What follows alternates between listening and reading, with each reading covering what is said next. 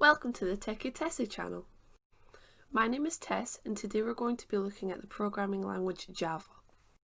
Java is a general purpose programming language like Python, and in this video I'm going to be comparing Java a lot to Python, so if you haven't seen the Python video yet, I'll leave a link here.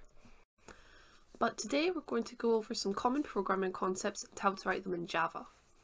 So I've already pulled up the Hello World program in Java, and I've run it, and as you can see down here, this is the output. Hello World. There's a lot to get through with just the simple Hello World program in Java because it's quite different from just Python where it's one line to print Hello World. We've got a lot of structure built around it. But first we're going to start out with this line here, which actually prints the words Hello World.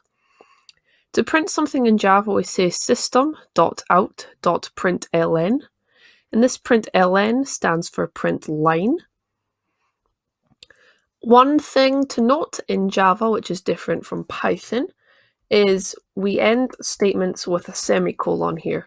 This is often the butt of programming jokes as people forget to put semicolons in, and that never ends well. So always remember, at the end of a statement in Java, semicolon.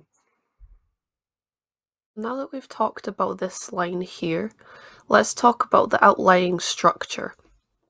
First, let's talk about this, which is the main method. Now, the main method is the entry point into an application.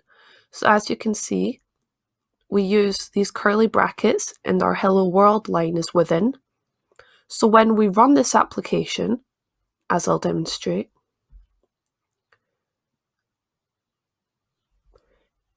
Hello World, which is what's in between these curly brackets, is what is executed.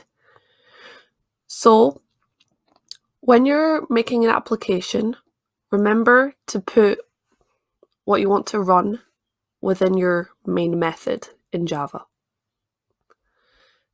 Now up here, class, I've just called it basics for the purpose of this video. A class is like a blueprint for creating something called an object. You may have heard the term object-oriented programming before, and I'll make a video on that soon to explain further, but don't worry too much about it just now. Okay, so now that we've looked at variables, we can look at arrays.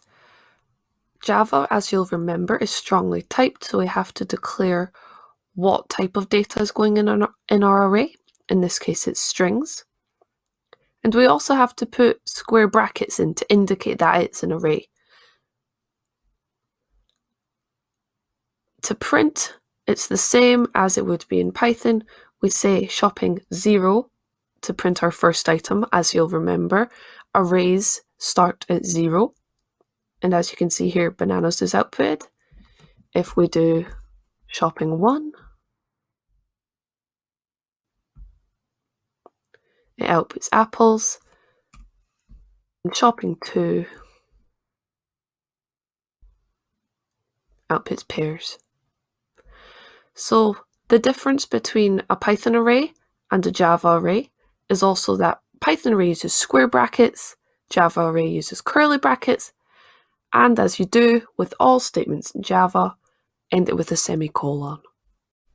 I hope you found this video helpful. Keep the code coming, follow our LinkedIn and Twitter pages, and thanks again for watching.